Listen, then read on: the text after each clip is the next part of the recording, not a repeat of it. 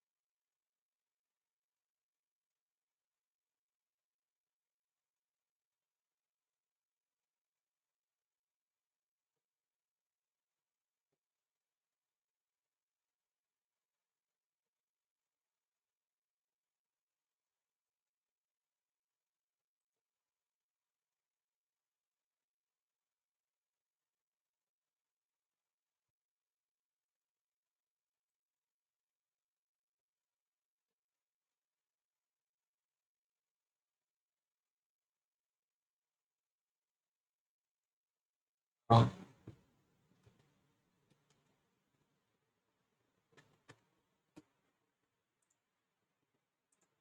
yes, you can unmute yourself and ask if you're in out. I can see your hand raised.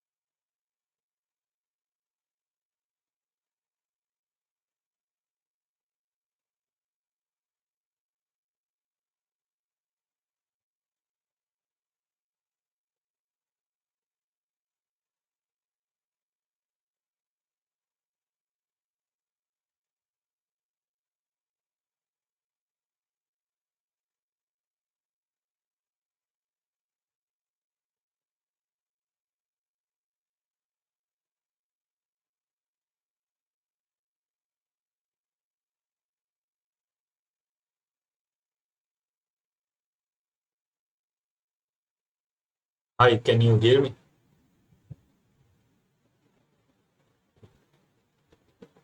If you have any doubt, you can just write it in chat box, or else we can start solving the numericals in a couple of minutes.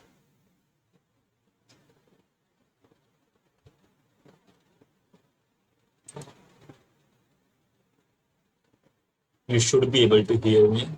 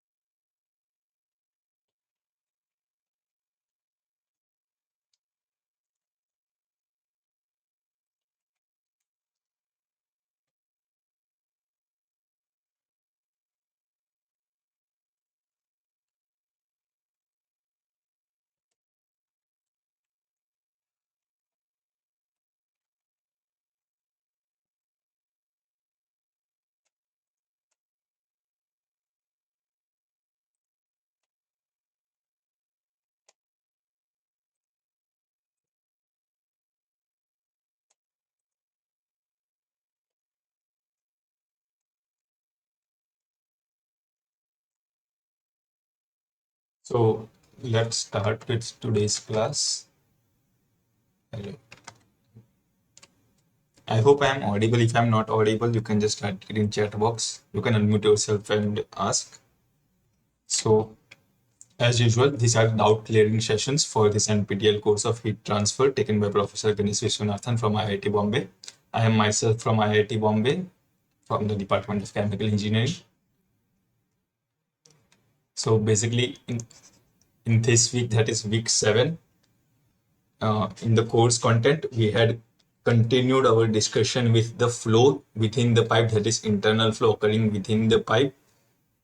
And ultimately, we saw that corresponding to different boundary conditions or different what surface conditions, temperature at surface, how can we find the heat transfer rate or the temperature at inlet or temperature at exit for the flow through pipes, that is internal flow within the pipe. For example, let's say if we are having a pipe, so this surface can have different conditions. So the first one is that this surface is isothermal, that is temperature is constant over there. Then another case is that the heat flux, that is q double dash x, is some constant, that is the case. Or it can be this q double dash x is some function of x. So depending on each of those conditions of these surfaces, we can have different inlet as well as this outlet temperature. For example, if the temperature is T in and temperature is T out, so the net heat exchange will be mCp delta T, where delta T is T in minus T out. But if we had to write that energy balance such that due to this heat flux or this temperature conditions, what sort of heat exchange is occurring, you can see that the temperature difference over here at this point will be Ts minus T in, whereas at this point will be Ts minus T out if this entire surface was at same temperature. So the properties of the material at this point as well as at this point might be different. So we just can't take this mCp delta T is equal to UA delta T. We can't straight away take this because this temperature difference will vary. So all those scenarios were discussed in this class, in this first 4 lecture. And in the last lecture, that is the 5th lecture, sir had discussed few numericals related to this forced convection. So whatever that we are studying until now is forced convections. From next week, we will be covering this free convection. So there aren't any new formulas that you need to derive or remember. Most of the formulas that you need are this Nusselt's number correlations. For example, for this laminar heat flow, we are having this condition, but this was for again external flow. But in the earlier week, we had covered this internal flow. That is basically this section was covered. So for internal flow, the formulas that you need to remember are related to this, that is the thermal entry length, that is you can say x is proportional to 0.05 times of this Reynolds number into Prandtl number. This you can need to remember, as well as for this hydrodynamic boundary layer, we had this correlation, that is the entry length is proportional to 0.05 times of Reynolds number. Similarly, there were these Dittus-Volter correlations that are useful for internal flow when we are having heating as well as cooling. So this is a formula that is widely used to solve the numericals. So this formula is only valid for turbulent flow and also valid for this wide range of Prandtl number.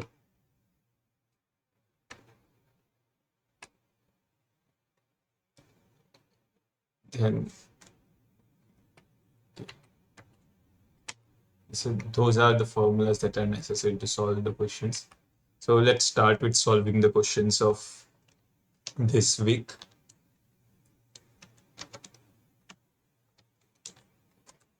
Meanwhile, if you have any doubt, if you have any doubt from previous classes, you can ask me, or else we can start solving the questions of this class. Hello.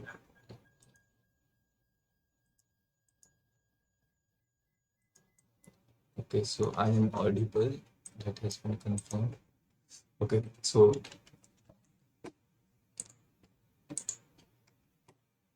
this is the first question of the day. I will just copy paste the question in this OneNote. The first question is given that choose the correct condition in a fully laminar flow when the fully developed thermal boundary layer would lag fully developed hydrodynamic boundary layer inside a pipe represented by the following schematic, whereby we are given this diagram. So this is a pipe. This is the pipe that we are given, and then we are given different boundary layers corresponding to this fully laminar flow. So what this question essentially asks is, given a pipe, so we are having this pipe over here,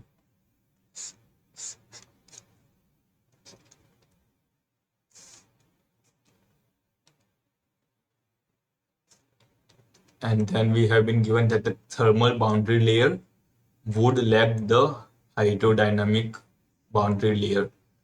So we say that the boundary layer has been developed in case of hydrodynamic boundary layer when the velocity is 0.99 times of the inlet velocity. So for example, if there is a fluid moving with a velocity of u infinity, then at from the leading edge, we will be seeing a boundary layer in such a manner.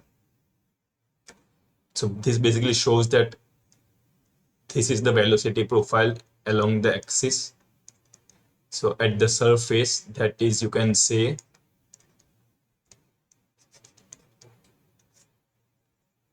at, let's call this y, at y equal to 0, the velocity will be 0, but as and how you move across, okay, so as and how you move across this y, the velocity of the fluid will keep on increasing. But we define this boundary layer thickness as the velocity when the we define this boundary layer when the velocity has been 0.99 times of this infinity. So the x, basically this length at which this condition has been met, that is when we say that that boundary layer has been fully developed, or the hydrodynamic boundary layer has been fully developed. So in this specific question, we have been given that the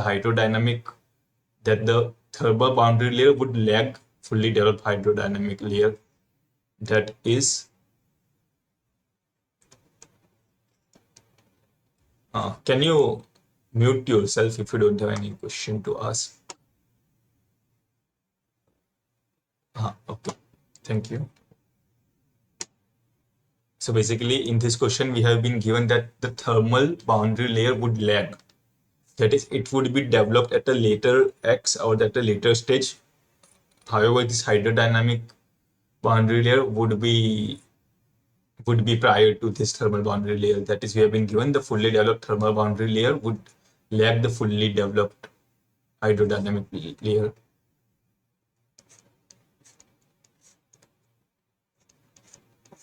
That is, if this is the thermal boundary layer and this is my hydrodynamic boundary layer. So as per this question, the positions are relative to what is shown. So this is hydrodynamic boundary layer, and this is our thermal boundary layer. So this entry length, you can call it as xh, and for thermal it is xt. So this is the information that we have been given, and we have been asked to find this is valid for which of these following Prandtl number. So you need to remember this formula for the entry length, whereby we had written that x by d for case of this hydrodynamic boundary layer is simply proportional, or is simply equivalent to 0.05 times of Reynolds number. This is x as at the hydrodynamic boundary layer, and in case of Prandtl number, it's x. In case of this thermal boundary layer, this xt is xt by d is equivalent to 0.05 times Reynolds number into Prandtl's number.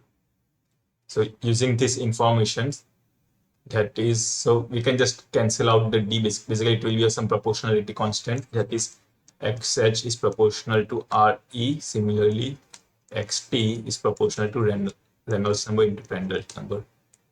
But we have been given that xh is less than xt. That is, we can also write this as xh is basically Reynolds number is less than Reynolds number into Prandtl number. So this will give us Prandtl number is greater than 1.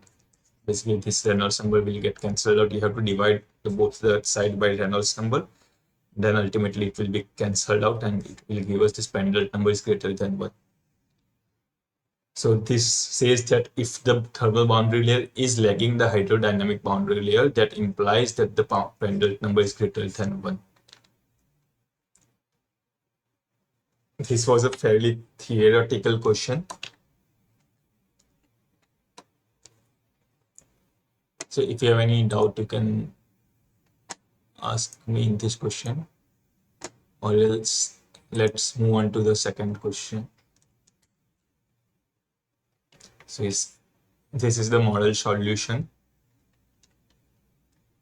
That states that Prandtl number, if the Prandtl number is greater than 1, then the hydrodynamic layer would lead the thermal boundary layer.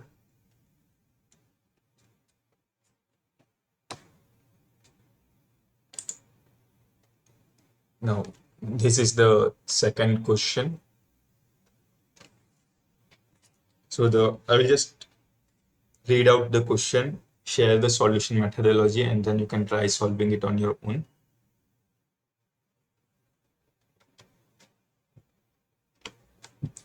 So we have been given that an engine cooler consists of a bundle of 25 smooth tubes, each of length L equal to 2.5 meter and diameter D is equal to 10 mm. If oil at 300 Kelvin and the total flow rate of 24 kg per second is in fully developed flow through the tubes, what is the pressure drop and the pump power requirement? Assuming fully developed flow throughout the tubes and using properties given below, select the correct options. So basically, I have just omitted the option. In this question, we have to find the pressure drop as well as power requirement for the given question. So this is essentially a question related to the momentum transfer, or you can say fluid mechanics. But that will be helpful to solve the questions relevant to the heat transfer that we will be discussing in future.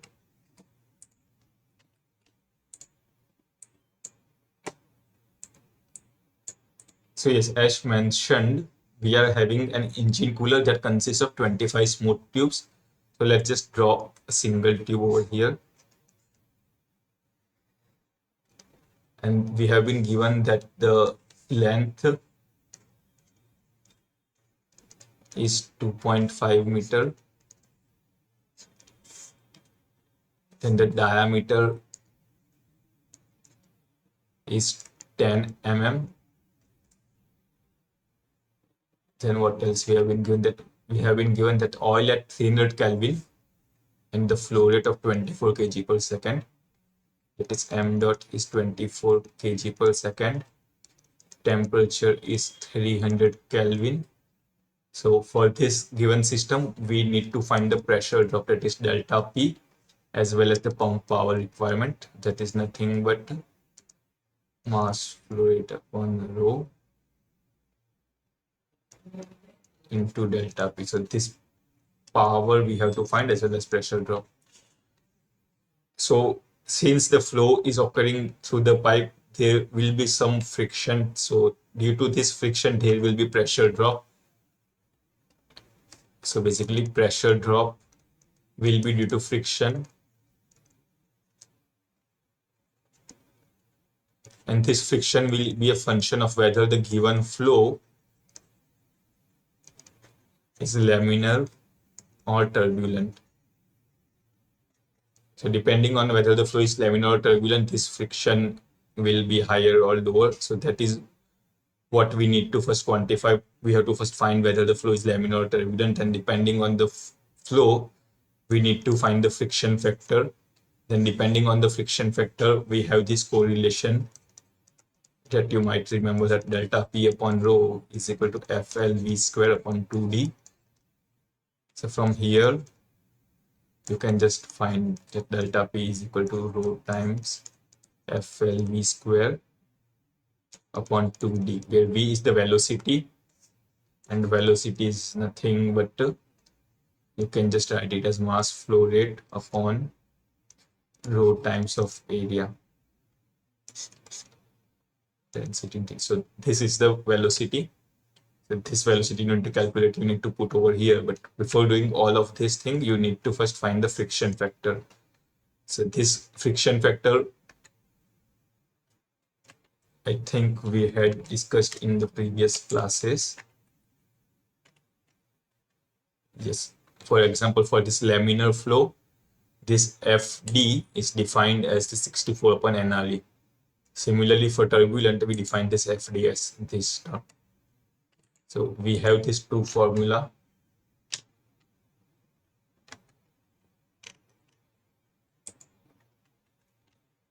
So depending on whether the flow is laminar or turbulent, you can use either of this formula.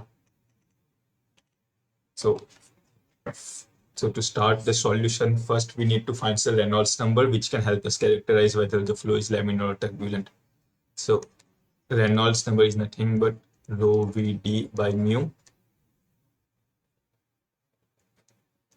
So you can just divide it by rho Av by d upon Av. So this is nothing but the mass flow rate, that is m dot d upon area is pi d square by 4. Okay, this is mu, 1 mu. This will get cancelled out. So Reynolds number in terms of mass flow rate, you can also write it as 4 m dot upon pi d mu. So this is the Reynolds number. You can try calculating it, and it will be 4 into mass flow rate is 24 upon 3.14. Diameter is, I think, 3. Diameter is 10 mm, that is 0.01, 10 into 10 raised to minus 3. Viscosity we have been given as 0.486. So this should come around 96 divided by 0.01.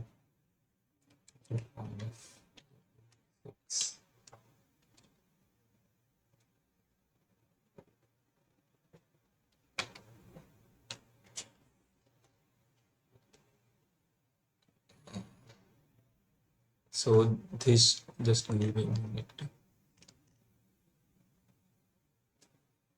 24.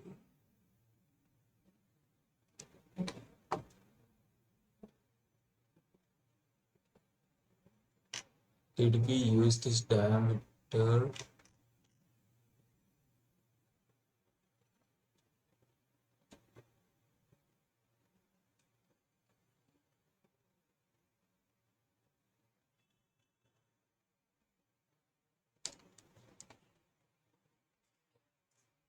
Let me just see.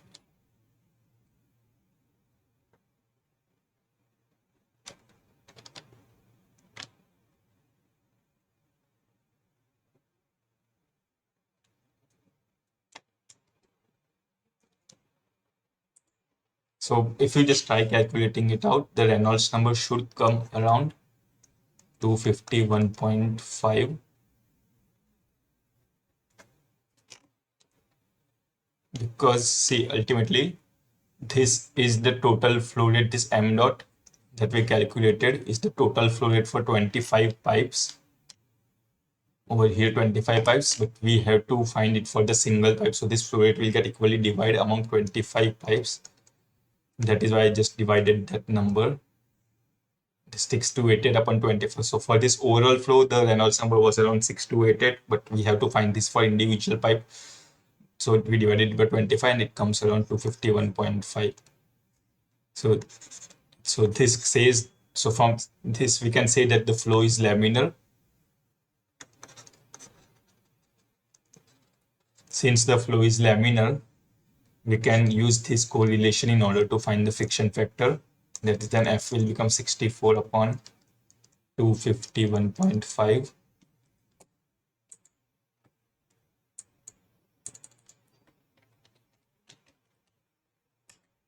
And it will come around 0.254. So friction factor is around 0.2545. So now you can use this friction factor to calculate the pressure drop by using this equation, that is delta P is equal to rho FL V square upon 2D. Before, so we will be using this friction factor over here, but before that we need to find this velocity. So this velocity is nothing but mass flow rate upon rho times area. And again, we have to divide this by 25. So this will be 4 into 24 upon 25 into density is given as 884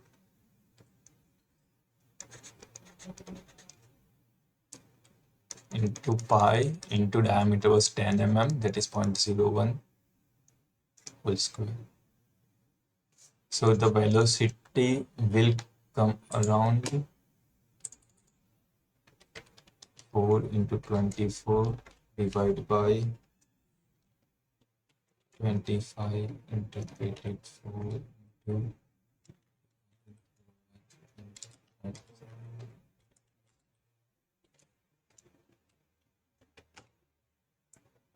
so the velocity will come around 13.8 meter per second. So this velocity you need to replace over here. So that will give you delta P is equal to density was 884, friction factor is 0.2545, length is 2.5 meter into 13.8 whole square divided by 2 into 0.01. So this will give you delta P, that is the pressure drop, as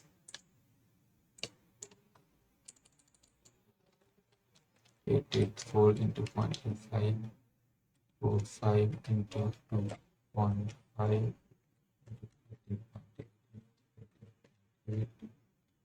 divided by 0. So this comes around 5.3 into 10 raised to 6. That is 5.3 into 10 raised to 6. The unit will be Newton per meter square. So this is our pressure drop that we were asked to find. We were also find to ask the power requirement. So power requirement, that is capital P or power, you can just write it as m dot rho into delta P.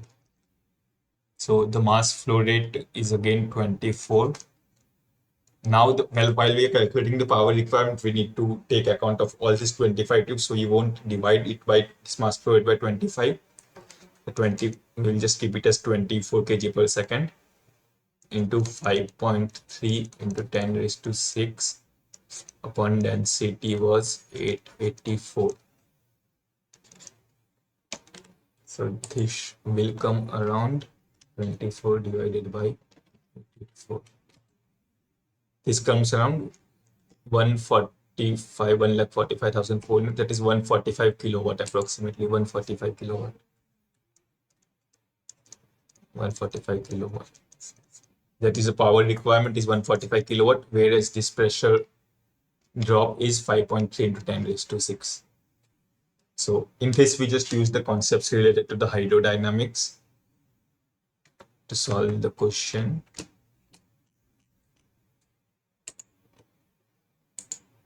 So yes, this was the question. And just to take a look on the solution, you can take a look on this solution. So the pressure drop we calculated was around 5.38, whereas the power requirement is around 145 kilowatt.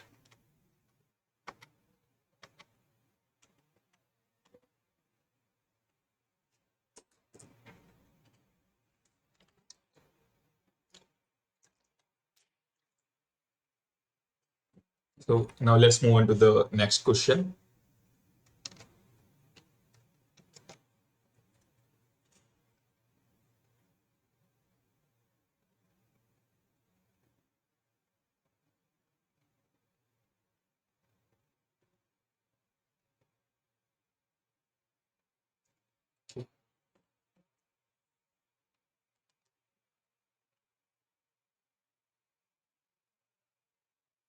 So this question states that water enters a tube at 27 degrees Celsius with a flow rate of 450 kg per hour.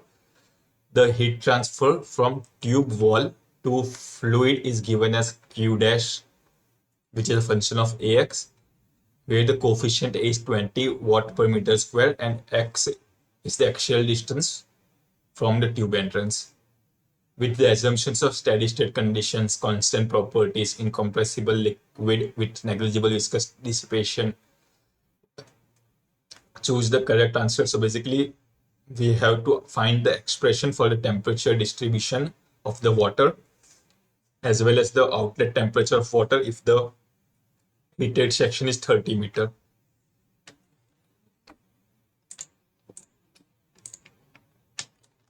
So let's try to solve this question.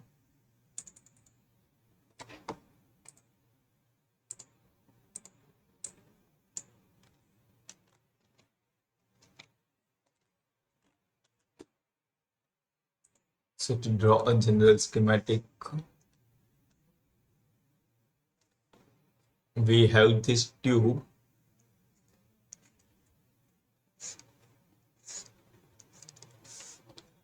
and then we have been given that water is entering at 27 degrees Celsius with a flow rate of 450 kg per second.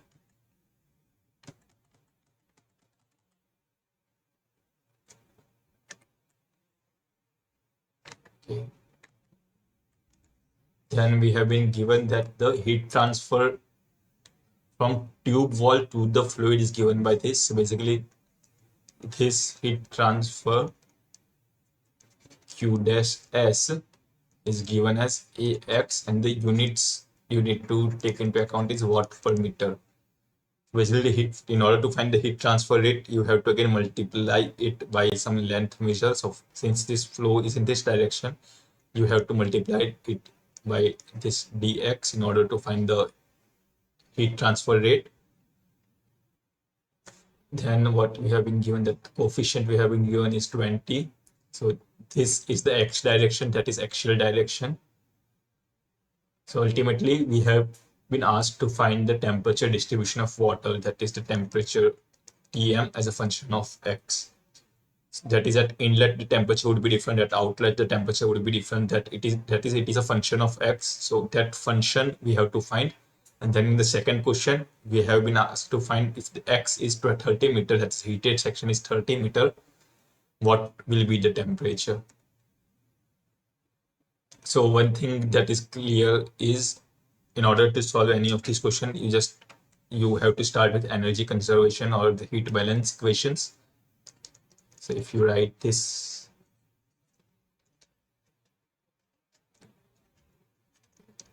energy conservation considering this control volume, you can just write that this convection, dq convection, will be equal to mCp dTm. So this dTm is the change in the temperature within this small control volume. So Tm is the temperature of the water within the fluid and dTm is the differential temperature. dq convection we need to find. So basically dq convection is the heat transferred due to convection. So it will be nothing but Qs dash into this delta x, since we have been given the heat transfer in this direction. That is Qs dash into dx is heat convection, dq convection. This will be equal to m dot Cp dTm. Qs dash we have been given as Ax, that is Ax dx is equal to m dot Cp into dTm.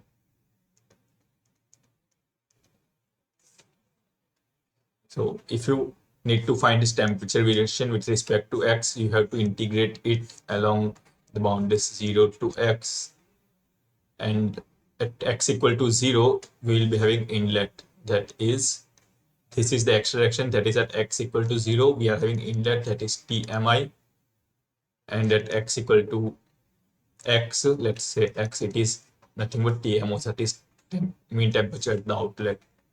So that is TMI upon TMO. So this integration will become a times x square by 2 is equal to m dot Cp is constant. It will be TMO minus of TMI.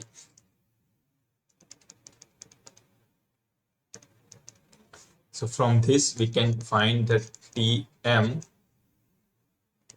at any given x, that is TMO at any given x, is equal to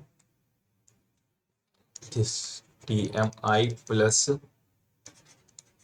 ax square upon m dot Cp. So you just need to simplify this and you will be getting this correlation. So this correlation basically states that if x is varying, how will the temperature within the pipe, that is the temperature of water, how will it vary with respect to x.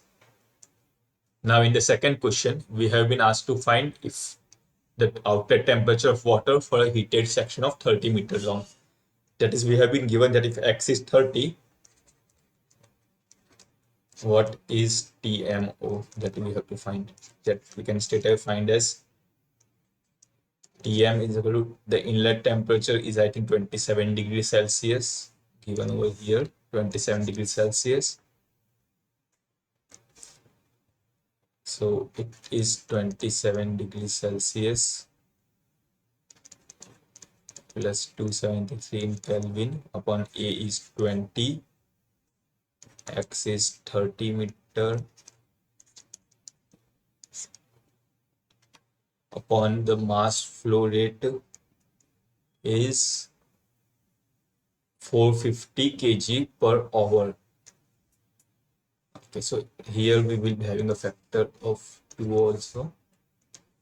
So 2 into 450 kg per hour, you need to convert it into kg per second. So you just divide it by 3600. Then Cp is, I think, 4.179 kilojoule per kg Kelvin. So that will become 4179 joule per kg Kelvin. So this you can either keep it in degrees Celsius or Kelvin. So this should come around 27 plus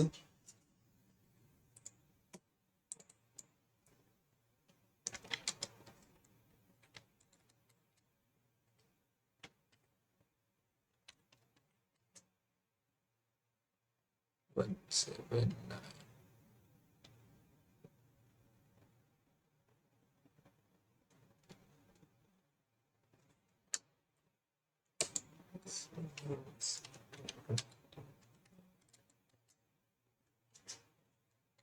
So this second term will come around 17. And if we just add it with 27,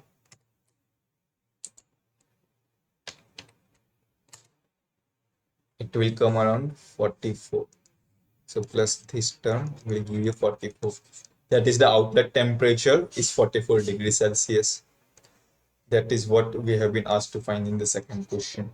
That is at x equal to 30 meter, the temperature of the fluid, or the temperature of the water in this case, will be 44 degrees Celsius.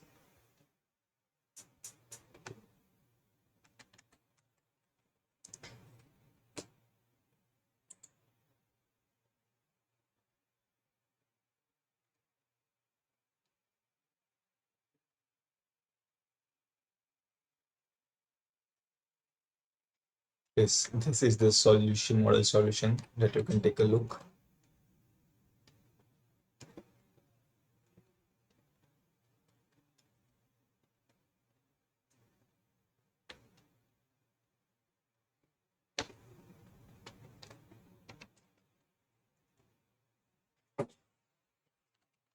So this is the question number 4. Again, you can try solving it on your own.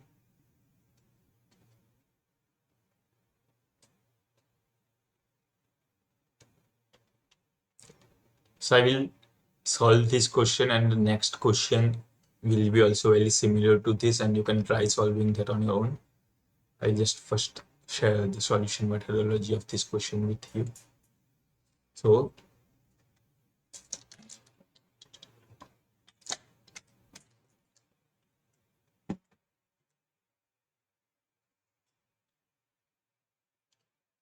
in this question, we have been given that heat is to be removed from a reaction vessel operating at 75 degrees Celsius by supplying water at 27 degrees Celsius and 0.12 kg per second through a thin walled tube of 15 mm diameter.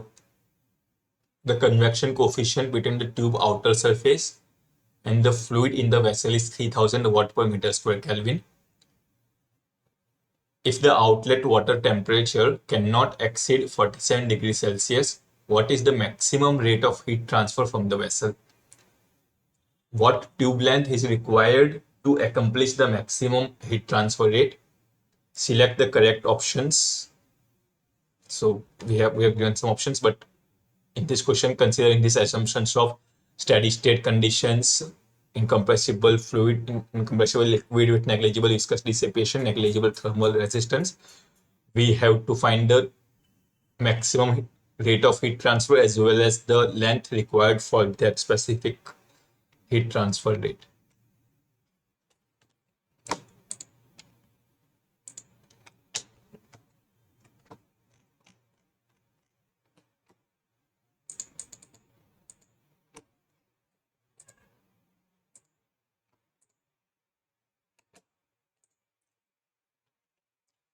So yes, in this question, we have been given a reaction vessel.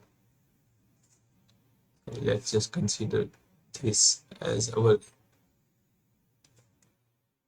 reaction vessel. And then we have been given that, so this vessel is operating at 75 degrees Celsius by supplying water at 27 degrees Celsius and this fluid through a thin walled tube of 0.15 mm diameter. So let's consider that we are having a cooling coil in this vessel for which the inlet temperature of water, the inlet temperature of water is given as 27 degrees Celsius, flow rate is 0.12 kg per second, and the diameter is 0.15 diameter is 15 mm, so it will be 0.015 meter. This we have been given. Then the convection coefficient between the tube outer surface and the fluid in the vessel is 3000 watt per meter square. Basically, if this was the tube, then the outer convection coefficient H naught is given as 3000 watt per meter square Kelvin. Then we have been given that the outlet temperature cannot exceed 47 degrees Celsius. So for this system, we have been asked to find first the maximum heat transfer rate. So the maximum heat transfer rate will be possible if the inlet temperature is 27 degrees Celsius and the outlet temperature is the maximum possible temperature, that is 47 degrees Celsius. So it is straightforward. Q is equal to mCp delta T, that is T outlet minus T inlet.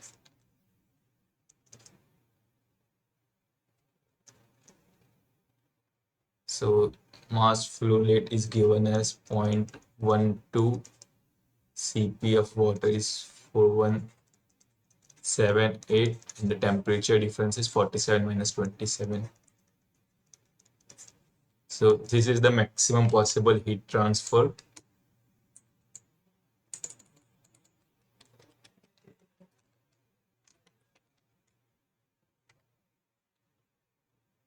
(47 minus 27 is 20). So the maximum possible heat transfer is around 10,10027 watt, that is around 10.02 kilowatt. So this is the maximum possible heat transfer. Now the other thing that we have been asked to find the tube length. So for tube length, you can again write this correlation, that is UA delta TLM, that is a log mean temperature difference, is equal to MCP delta T.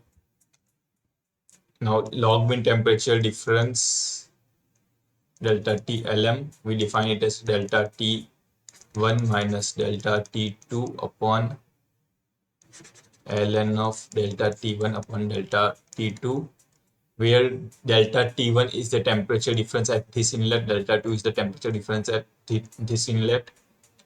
Now in the class we had used a different representation of this, so basically this will come around delta T. This will come around delta T, so this and this will get cancelled out, and ultimately the formula that was derived in the class was T infinity minus of T outlet is equal to T infinity minus of T inlet. So in this case, T infinity is basically the ambient temperature or the reactor vessel temperature, that is 75 degrees Celsius. T outlet is 47 and T inlet is 27. So using this, you can just write it as, since there was this log, it will become exponential of minus of UA on m dot Cp. So this is the formula that you can derive it from UA, this LMTD is equal to MCP delta T, and you can use this in order to find the length. So this area is basically the convective heat transfer area. So for this cylindrical coil, it will be pi dl. So this formula you need to replace over here.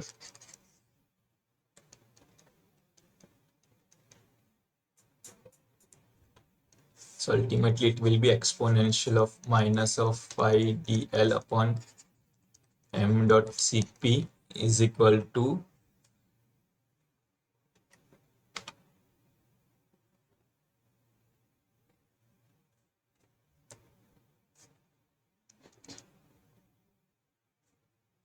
here there will be this value u also.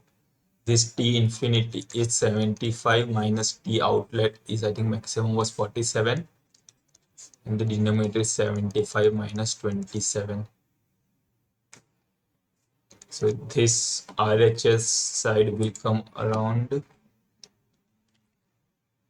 75 minus 47, 28.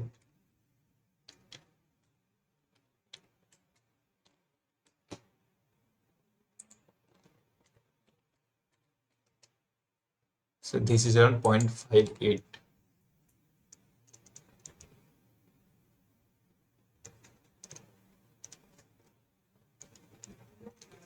So, but on the LHS side, we have pi, we have this diameter, this L we have to find, and this U is the overall heat transfer coefficient that we don't have as of now. M and Cp are provided. So first we need to find this U. So for the given system, you can see that there will be heat transfer within the pipe that is in the cooling coil, as well as there will be this external heat transfer. But the external heat transfer coefficient H0 we have been given, the internal heat transfer coefficient that we haven't been given. So ultimately the overall heat transfer coefficient is 1 upon Hi. The overall heat transfer coefficient, that is 1 upon U is equal to 1 upon Hi plus 1 upon H0. This H0 we have been given as, I think, 3000. This Hi we need to find. So in order to find this Hi, that is heat transfer coefficient, we had seen this Nusselt's number correlations in previous lectures. For example,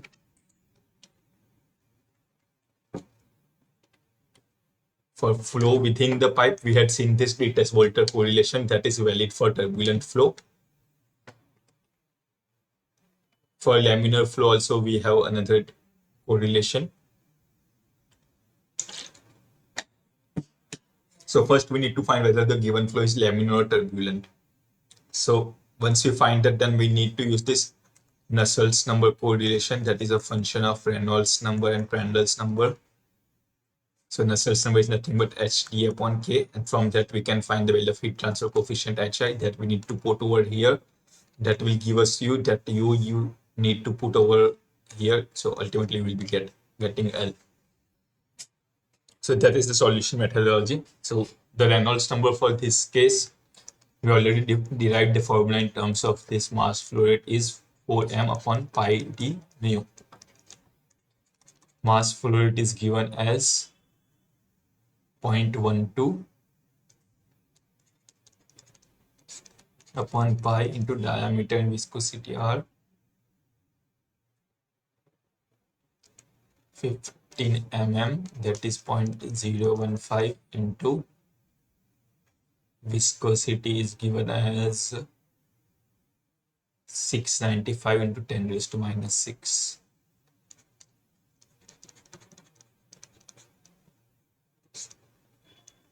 This we have to solve, and the Reynolds number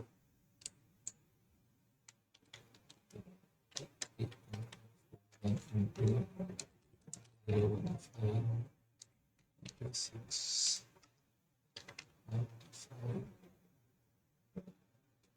into 0.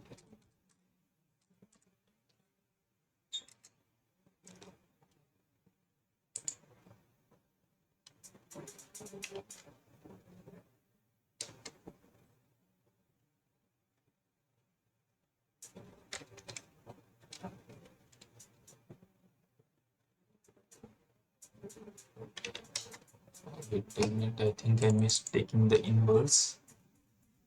So this is 4 into 0.12 into 3 is divided by 3.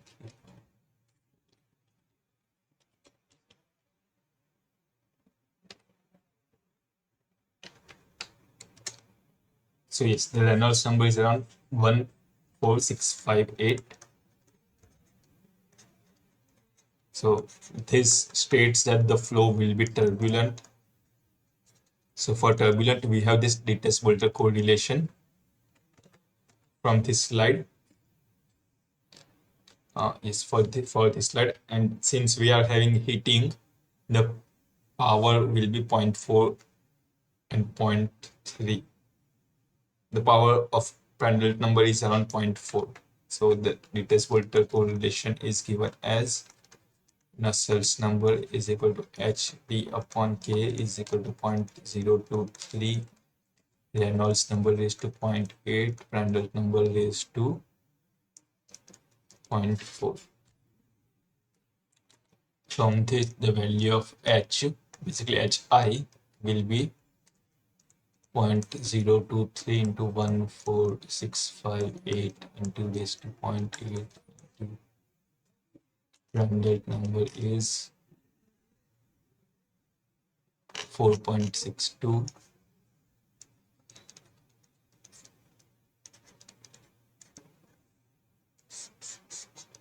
Raised to 0.4 up into A is 0.628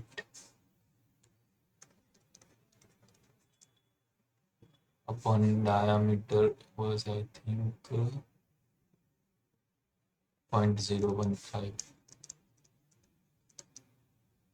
So you can try simplifying this, and this will give you the heat transfer coefficient of around 3822 watt per meter square Kelvin.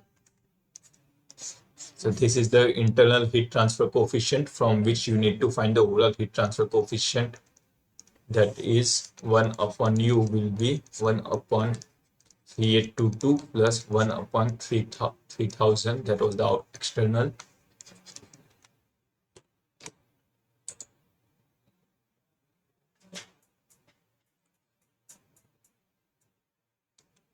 So ultimately this will become 3822 plus 3000 divided by 3822 divided by 3000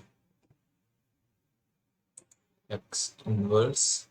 So basically u will come around 1680. So this is the value of overall heat transfer coefficient that you need to put in this equation. So it will give you exponential of minus of pi dl into 1680 upon m dot cp is equal to 0.58. So you can replace all those values, minus of 0.341 into 0.015 into L into 1680 upon mass flow rate is I think 0.12. Cp is 4178. 0.12 into 4178 is equal to 0.58. So you can simplify this, take logarithm on both the sides, so and then just divide it by all these terms rather than L. So this will give you L is equal to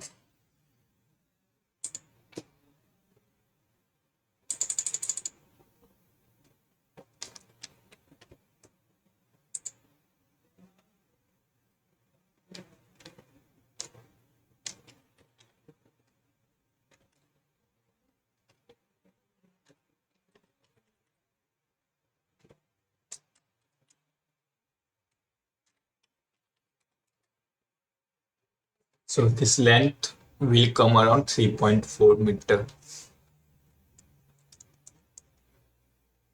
3.4 meter.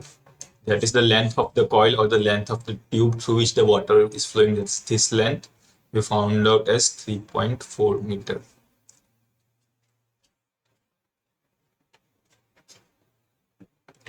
So just to take a look on the model solution.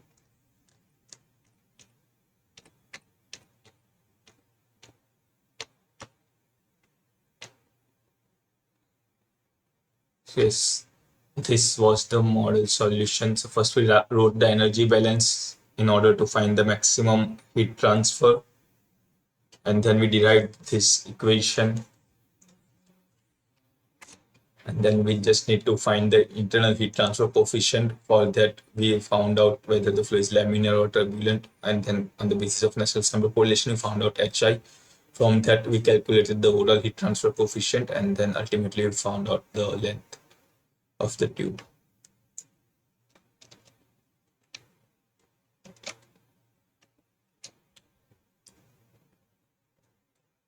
Yes, now this is question number 5. So this question is again very similar to the previous question.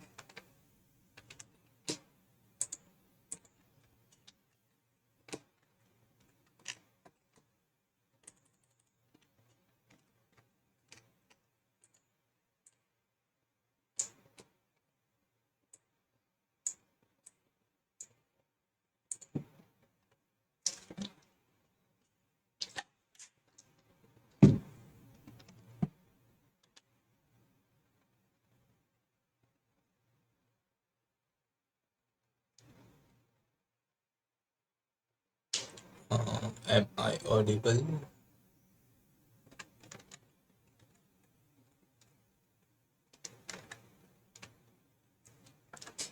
Okay.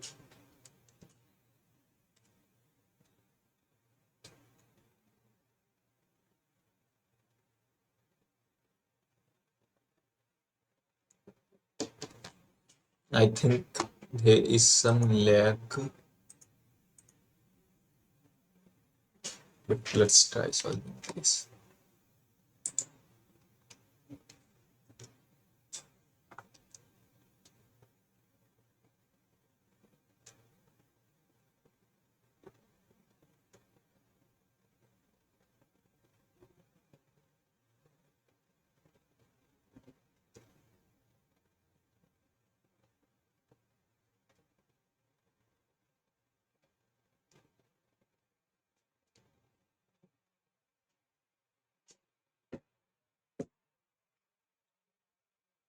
So in the question we have been given that fluid enters a thin walled tube of 5 m diameter and 2 meter length with a flow rate of 0.04 kg per second and the temperature Tmi of 85 degrees Celsius. The tube surface is maintained at a temperature of Ts equal to 25 degrees Celsius. And for this operating condition, the outlet temperature is TMO is equal to 31.1 degrees Celsius. What is the outlet temperature if the flow rate is doubled? Fully developed turbulent flow may be assumed to exist in both the cases, and fluid properties may be assumed to be independent of temperature. So we have been given these assumptions of constant surface temperature, cooling conditions, viscous dissipation is negligible. Fluid can be modeled as either incompressible liquid with negligible pressure variation and neglecting the net heat transferred by conduction in axial direction. So for the given assumptions, we have been asked to find if the outlet temperature, what will be the outlet temperature if the fluid is doubled given the initial conditions.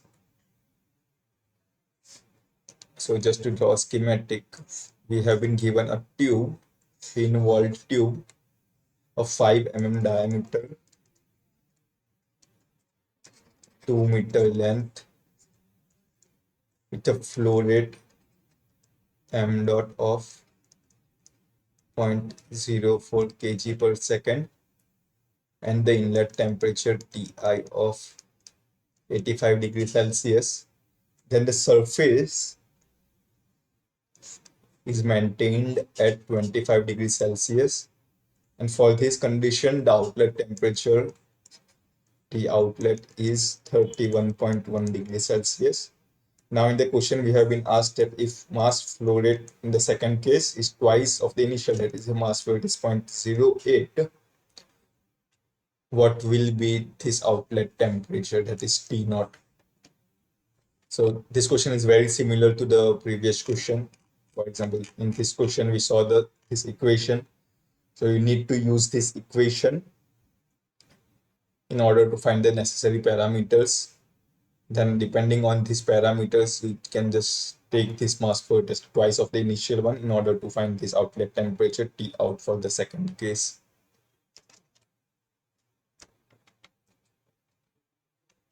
So I will just quickly solve this question.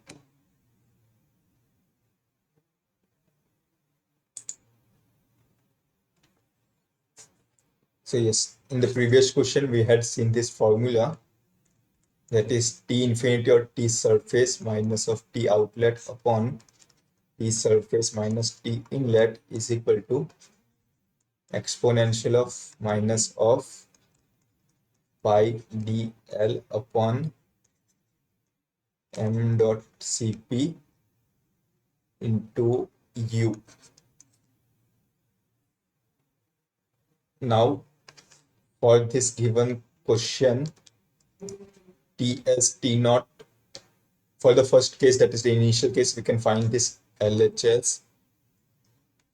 So it is Ts is 25, 85, 31.1. So 25 minus 31.1 upon 25 minus of 85 is equal to exponential of minus of pi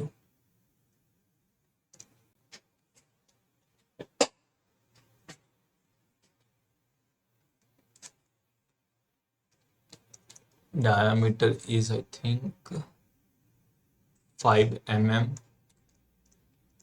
0.05, length is 2 meter, the value of u we haven't been given, and the value of m dot cp, let's just assume it as m dot cp. So we can find this value of u upon m dot cp. So this term will become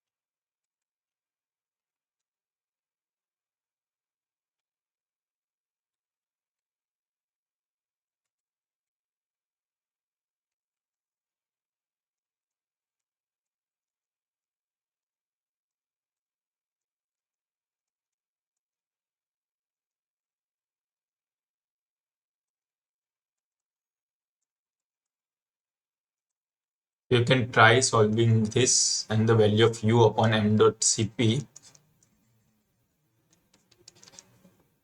will come around 72.77.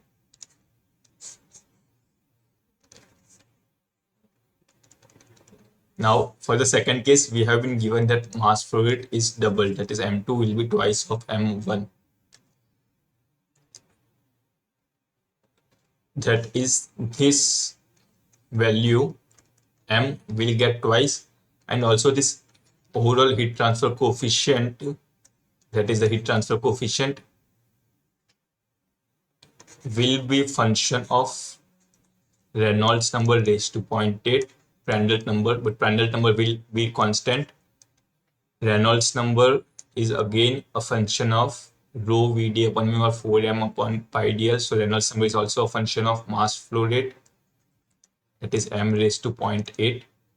Now, since we are doubling the mass flow rate, this u will also be doubled.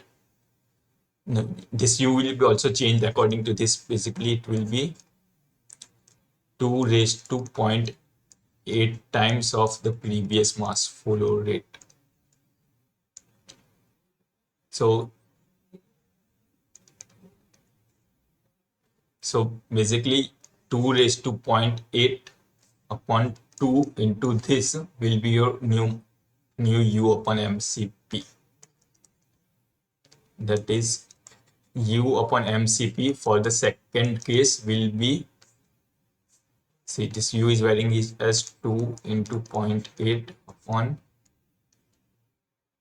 this 2 into u upon mcp for the first case. For the first case, it was 72.77.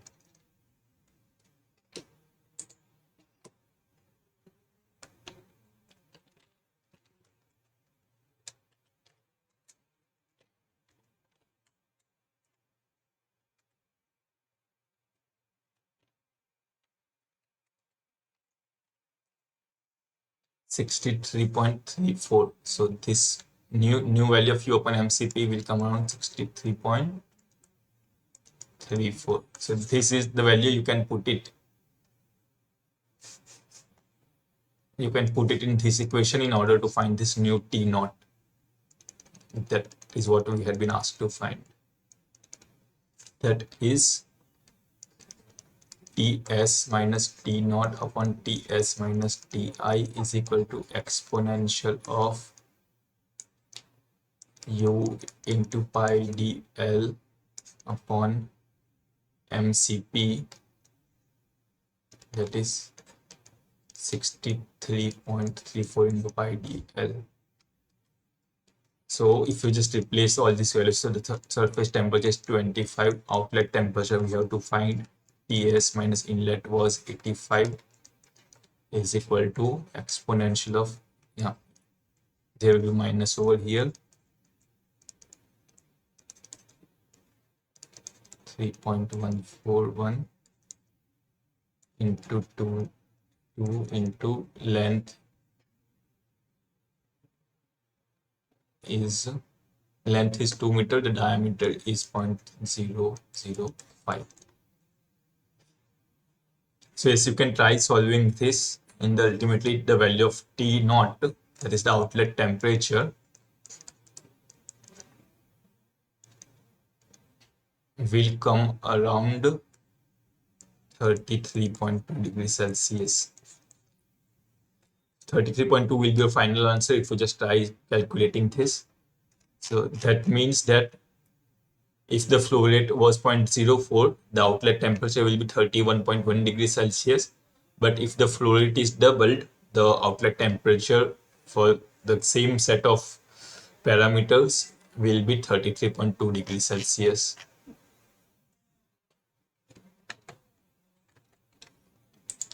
So just to take a look on the solution. So the final answer is 33.2, and this is the solution methodology. You can take a quick look on it, and then we can move on to the next few questions.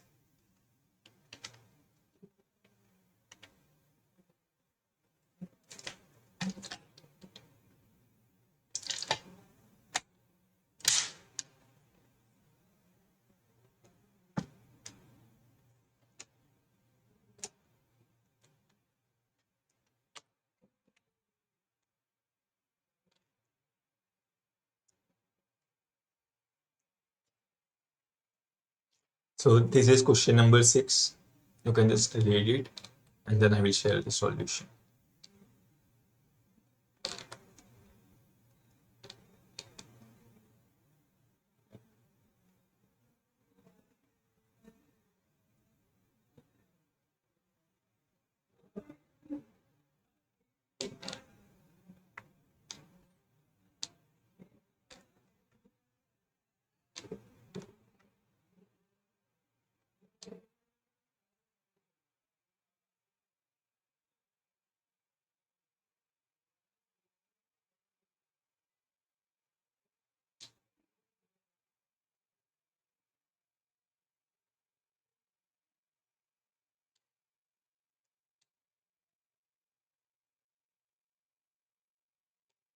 So yes, this question number 6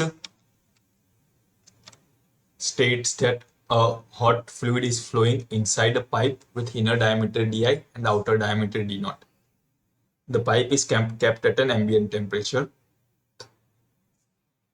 If the outside convective heat transfer coefficient between the pipe and the surrounding be H naught, and the inside convective heat transfer coefficient between the pipe and the hot fluid is Hi, what is the ratio of inside convective thermal resistance to that of outside thermal resistance? So see, convection is occurring. So for convection, you can just use this Newton's law of cooling, which states that Q is equal to HA delta T. So HA is nothing but H into pi dL into delta T. So from this, you can say that this, the inverse of this, that is 1 upon Hi pi dL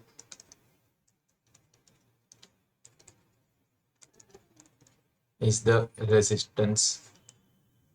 Now, since we have been asked to find the ratio of inside convective thermal resistance, and that is R inside upon R outside, it will be straightforward the ratio of both of this term, that is 1 upon Hi into pi dL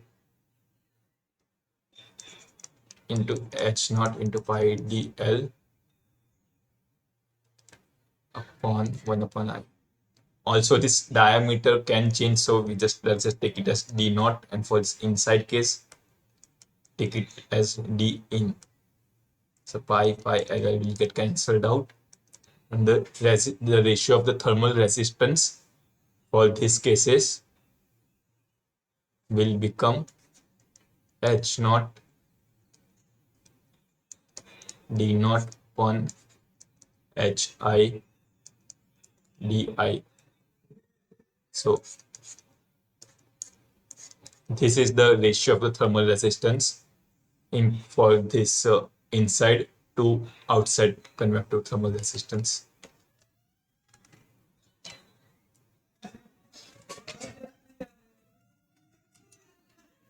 So yes, you can take a look on this solution.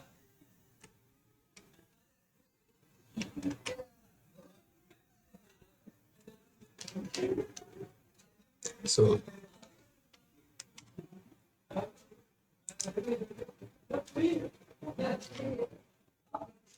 now this was the ratio, and this is the last question of the day. This is question number 20, the question number 7.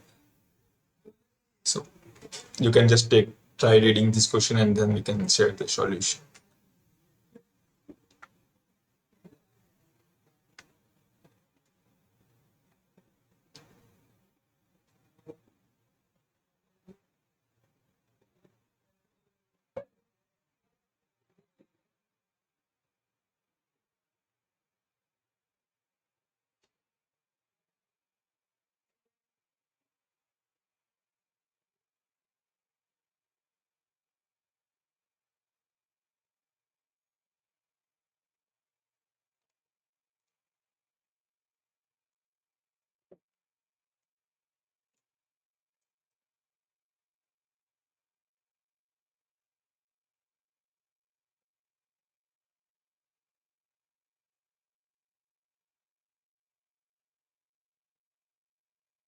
So yes, the question is, a fluid is heated from 25 degrees Celsius mean inlet temperature to 45 degrees Celsius mean outlet temperature in a thin wall tube.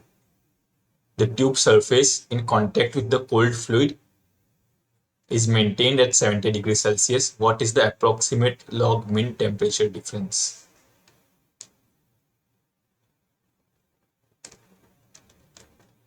So this is a very straightforward conceptual question whereby we have to find this log mean temperature difference. So we have been given this tube whereby the mean inlet temperature is 25 degrees Celsius. That is T inlet is 25 degrees Celsius. T outlet is 45 degrees Celsius, and the surface temperature, that is maintained at 70 degrees Celsius.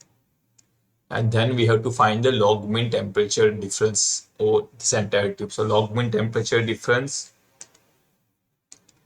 delta TLM or LMTD, we define it as this temperature difference at this point, that is delta T1 minus temperature difference at this point, delta T2 upon ln of delta T1 upon delta T2.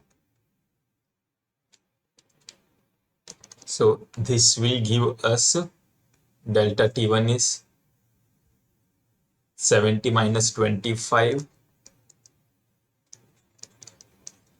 minus of 70 minus of 45 upon ln of 70 minus 25 is 45 upon 70 minus 45 is 25. So this comes around 45 minus 25 upon this ln term, that is 20 upon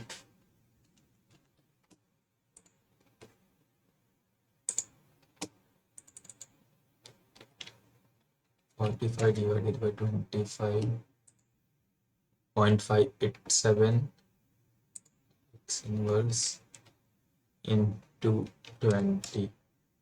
So the LMTD will come around 34. So this delta TLM will come around 34. That is the approximate log mean temperature difference of 34 degrees Celsius.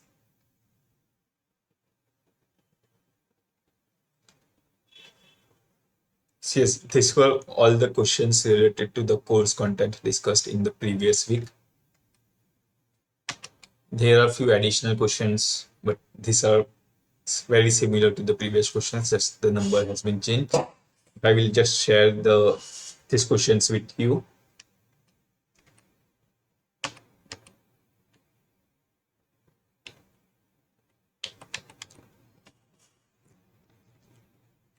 So yes, if you have any doubt in all these 7 questions discussed in today's class, you can ask me, or else we can conclude this session.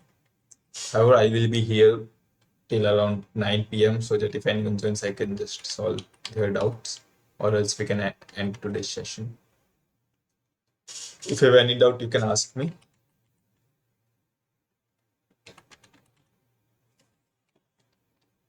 I will be here if you have any doubt.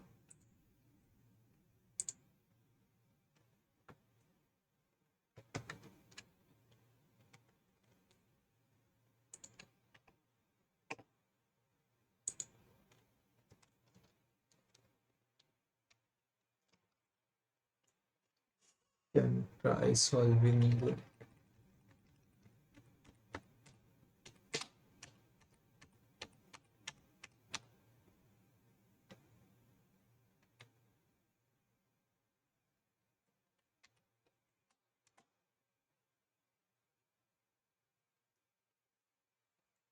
So if you want, you can practice by solving this question. This is again very similar to the previous second question that we solved. I have also shared the answer over here.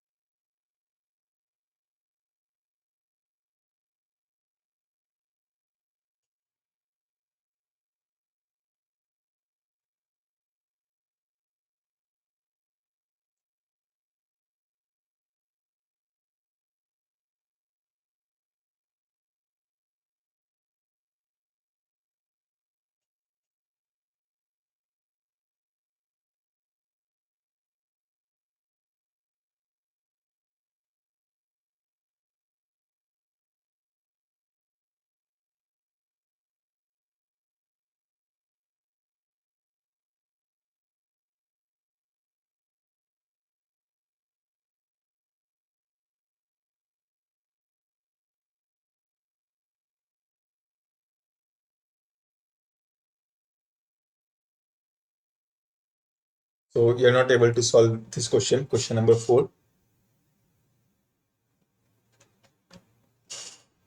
or any other question.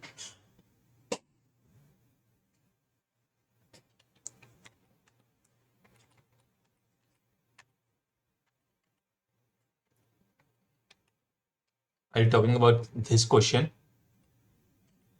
This question.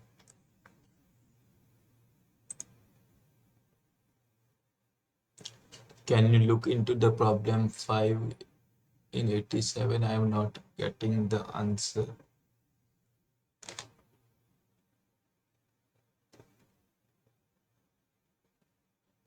Are you talking about this question or the ones in the NPTEL assignments? Okay. However, we are not allowed to discuss the running assignment questions, but I'll just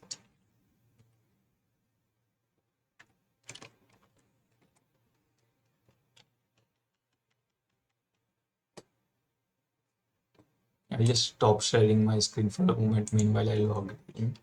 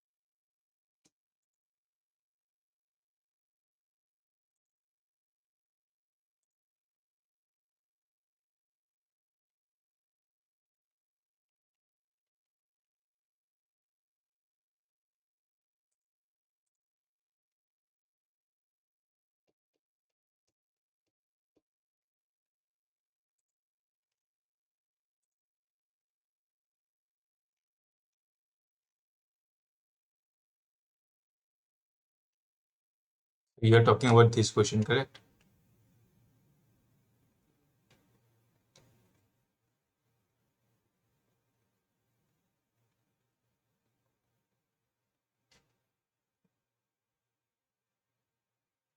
So this question is very similar to the ones that we discussed.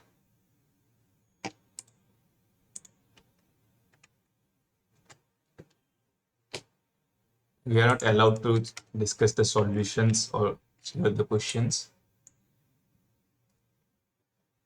because this is a running assignment. If you have any doubt in assignment number 6, we can try solving it, or else I will solve this in the next class. But again, this is a very similar question to the ones that we discussed over here. So the heat transfer rate will be nothing but mCp delta T or UA delta Tm. So you can use that formula, Q is equal to UA LMTD. By using that formula, you will be able to find.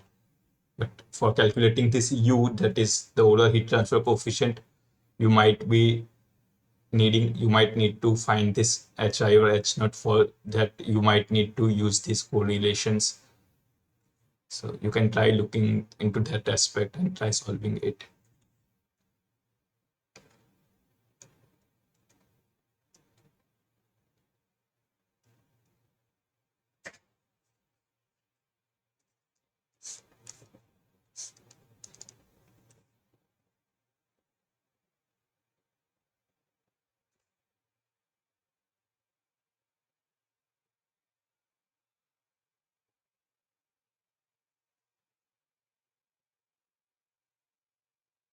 Hmm.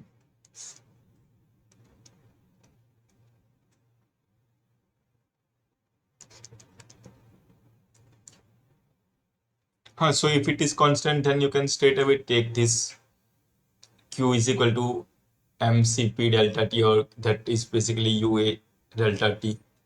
From that, you can find this heat transfer rate per the length of tube.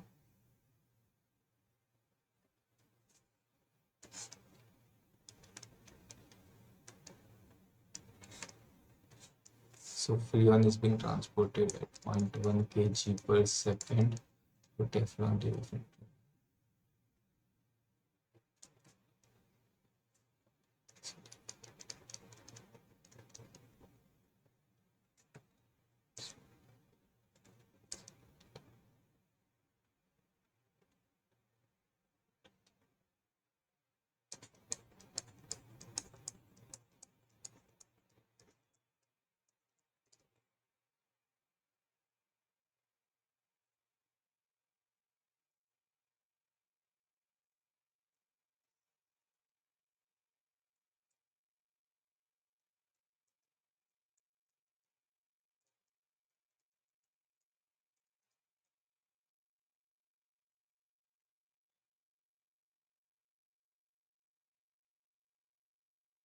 So yes, I will not share the question. I will not share the solution of this question.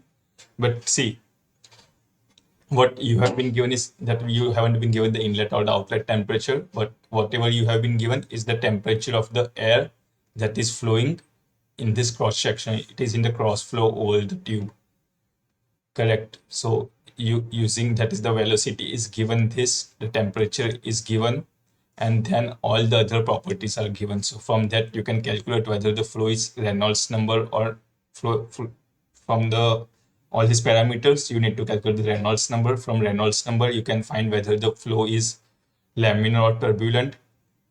And in this case, you need to find this H naught as not, so you can't use this flow rate that is detectable to correlation or C-rated correlation. You need to use the correlations for the external heat transfer, and from that Nusselt's number correlation of the external heat transfer you can find this value of H naught, and then depending on this H naught and all these given conditions you should be able to find the heat transfer per unit length of the freon. You can try solving this, or else we can discuss this solution in the next class. We are not allowed to share the solutions or further discussed of the running assignment. For example, this is the running assignment whose deadline has not yet been reached, so we can't discuss the solution. For previous week, we can share or discuss the solution. I will cover this question in the next class if we have any doubt. But I can't share the solution right.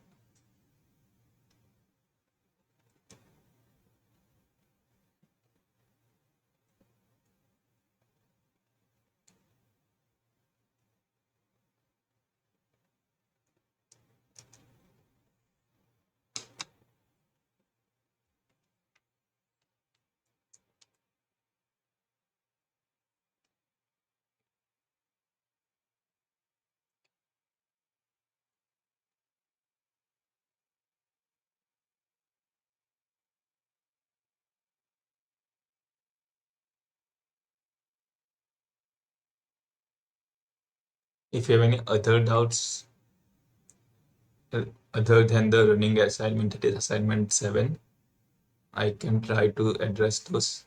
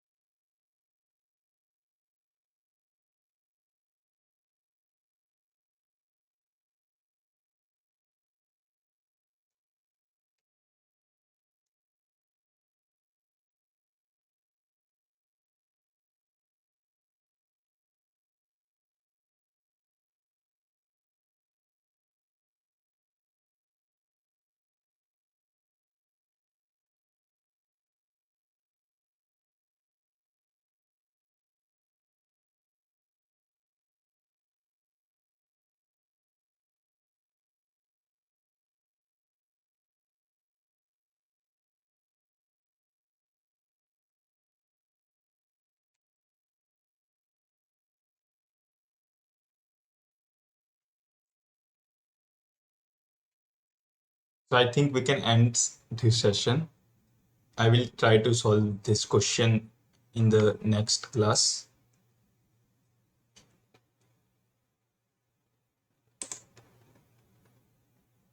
So thank you for joining.